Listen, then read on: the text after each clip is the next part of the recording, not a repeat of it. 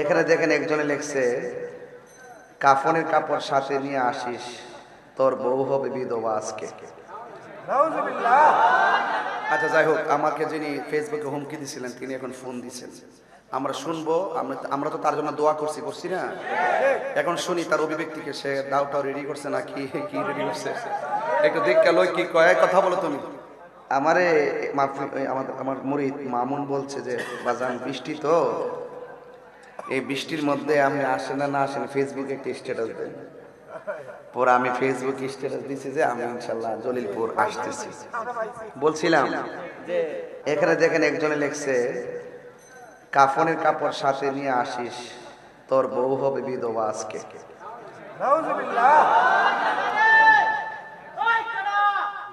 আর একজনে লিখছে,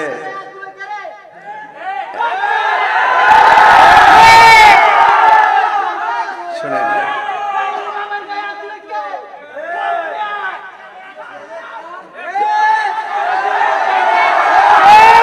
আস্তে, আমি বসুন, আপনি বসুন বসুন বসুন, একটু বসুন তখন।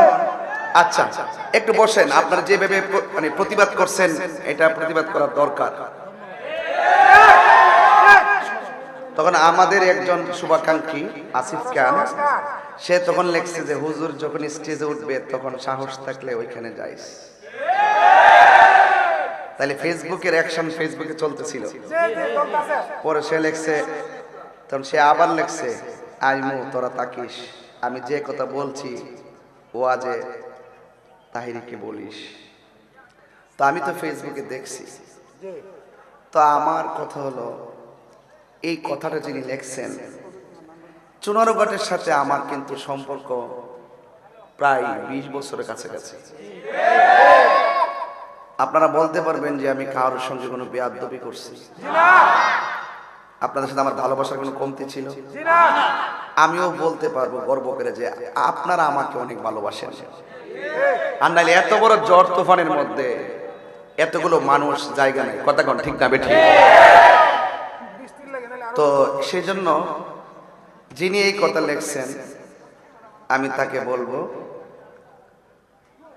হায়াত মওতের মালিককে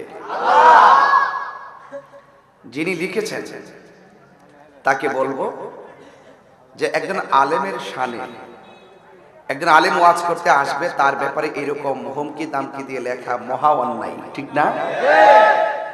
তবে আপনার আব্বা আম্মা যদি বেঁচে থাকে, আপনার আব্বা আম্মাকে আমার সালাম দিবেন এবং মার পায়ে ধরে সবসময় দোয়া নিবেন।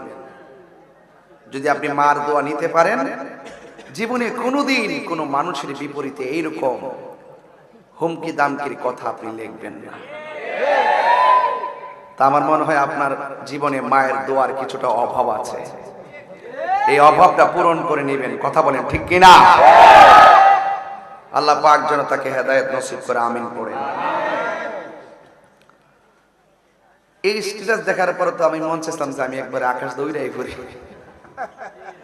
কারণ এই সমস্ত বিষয় আদিগুলো আমার জীবনটাই অনেক বাধা বিপত্তি দিয়ে চলতেছে।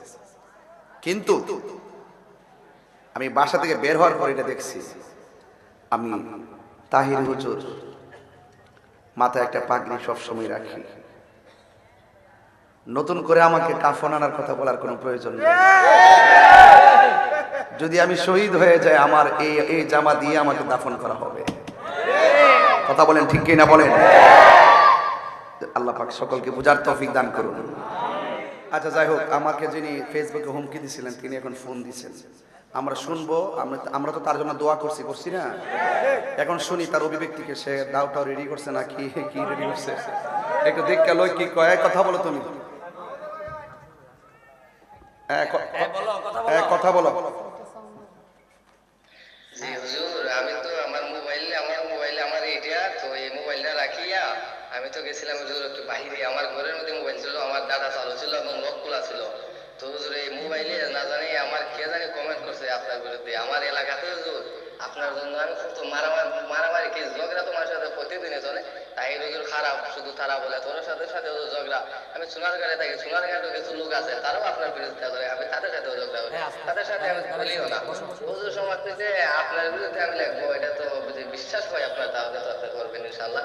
হুজুর ইনশাল্লাহ আপনার বিরুদ্ধে আমার লেখার কোনো প্রশ্ন আছে না। আপনার জন্য হুজুর এলাকার মধ্যে কত ঝামেলা করি মানুষের সাথে, তাহির হুজুরের সাথে বা আপনার বিরুদ্ধে কত মানুষ কত কথা হয়। তো হুজুর আপনি যদি মন থেকে মাফ না করেন তাহলে হুজুর আর মাফ তো আমার হবে না। আপনি যদি মাফ করে দেন, আমার ভুল হয়েছে মোবাইল আপনার কাছে দেওয়া, মোবাইলটা দেওয়াতে আজকে আমার এই অবস্থা হইল। আপনার সাথে যদি আমার জীবনে কোনো মাত হয় নাই, আপনার একটা শখ আছে হুজুর যে আপনার সাথে আমার জীবনে একবার কথা হয়ে বলতে, তো এই স্বপ্নটা আজকে আমার পূর্ণ হলো। আরেকজন এই কাজটা করছে আমার মোবাইলটা নিয়ে, আমার লোক কেউ জানে না, লোক খোলাতেই যাবে গেছেন ভাই, আর এটা সে জানি দেখে দিচ্ছে। আচ্ছা যাক, তুমি কি তো তুমি যে আসলে যা তথ্য এবং বিবৃতি দিচ্ছ ঠিক আছে, মোবাইল একটু সতর্কতার সাথে রাখবা। আর বিশেষ কথা হলো যে কোনো মোবাইলের সিকিউরিটি রাখবা। তোমার তোমার কি যে বলে তোমার মোবাইল যেন কেউ নিয়ে যেন এরকম অশালীন কথা লিখতে না পারে। তবে তুমি যদি কখনো সুযোগ পাও তাইলে ইনশাল্লাহ অবশ্যই রাখো, যদি সুযোগ পাও তাহলে ইনশাল্লাহ অবশ্যই দেখা করবা। আর একটু সাবধানতার সাথে চলাফেরা করবা। হ্যাঁ, সাবধান। তোমার মোবাইলে ঢুকতে বলছি আমার আইডিতে। আচ্ছা ঠিক আছে। আচ্ছা সম্মানিত শ্রোতাবৃন্দ মণ্ডলী, আমি ওয়াজের শুরুতে যেভাবে বলছিলাম যে একটা ছেলে আমাকে বলছিল আজকের মাহফিলে কাফনের কাফর নিয়ে আসার জন্য, আমার ওয়াইফ বিধবা হবে, এরকম মর্মে যে কমেন্টস করছিল, আমি খুব তার জন্য দোয়া করছিলাম আল্লাহ যেন তার হেদায়েত করে। কিন্তু এখন আমরা শুনতে পারলাম যে তার মোবাইলে কে বা কারা নিয়েছিল, নেওয়ার পরে সে মোবাইলে কে নাকি কমেন্টসটা করে দিছিল। তো কমেন্টসটা করে দেওয়ার কারণে সে বুঝতে পারে নাই, সে এখন আপনাদের কাছে ক্ষমা চাচ্ছে এবং আমার কাছেও ক্ষমা চাচ্ছে। তবে আমি আশা করব আগামীতে তুমি যে কোনো সময় লেখালেখির ক্ষেত্রে সতর্কতা অবলম্বন করবা, ফেসবুকটাও একটু সাবধানে করবা। হ্যাঁ, আচ্ছা তোমার আমি একটা প্রশ্ন করি, এটা কি তোমাদের ফ্যামিলির কেউ লেখছে মনে হয় নাকি বাইরেই কেউ হতে পারে? আমার পরিবারে যারা আছে, আমার আম্মা যারা আছে সবাই আপনার ভক্ত। আচ্ছা তাইরুজের ভক্ত হলে শোনো, তাইলে তুমি তো বুঝতে পারছো যে তোমার আইডি থেকে আমাকে বাজে কমেন্টস করা হয়েছে, হত্যার হুমকি দেওয়া হয়েছে। তুমি এত ঘন্টা হয়ে গেল, প্রায় 1.5 ঘন্টা হয়ে গেল, 2 ঘন্টা হয়েছে প্রায় লেখছে, এখনো কমেন্টসটা যে আমার টাইমলাইনে আছে এটা কাটলা না কেন? খাটার জন্য হুজুর আমি তো এত খেয়াল করি না। যখন আপনার এই যে এই সোয়াইব হুজুর ফোন দিছে যে তোমার আইডি থেকে এরকম ভাই, তুমি তো এরকম ভাই করার কথা না। আচ্ছা তুমি তাড়াতাড়ি তুমি, হ্যাঁ বুঝতে পারছি, তোমার এটা এখনো আমল নামা ঝুলে রয়েছে আর কি, আমল নামা এখনো ঝুলে রয়েছে। তুমি এটা এই টাইমলাইন থেকে এটা যদি ভালো মনে করো সরাই দাও, ঠিক আছে? ওকে ওকে, থ্যাংক ইউ, ভালো থেকো, দাওয়াত রইল। আস্তে আস্তে এটা শুধু কল্পনাতেই সম্ভব। আচ্ছা ঠিক আছে, আমি একটা কথা বলি, যাই হোক। আমি একটা কথা বলি, সে আমার কাছেও মাপ চাইছে, আপনাদের সবার কাছে মাপ চাইছে, তারে আমরা মাফ করে দিই। ইসলামের সুন্দর জামা হুজুরও মাফ করে দিয়েছেন আশা করি, এবং এটাই সুন্দর হবে। আমরা যাক মিস করি না। যাক, ঠিক আছে ঠিক আছে। তাইরিরে হুমকি দিব, এটা মাটির তলে থাকলেও বাইর করে নিয়ে যাক, আল্লাহ পাক সকলকে হেদায়েত নসিব করুক, আমিন কর, আর আমিন কর। তো যাই হোক, আমি তার আইডিটা অনেক গুরুত্বপূর্ণ জায়গা দিয়ে দিয়েছিলাম আসতে, তো এখন হয়তো নাই, মা আবার এইটা কাটসাট করতেই।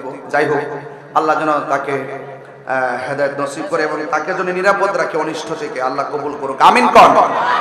যাই হোক বাবার, আমার এই আমার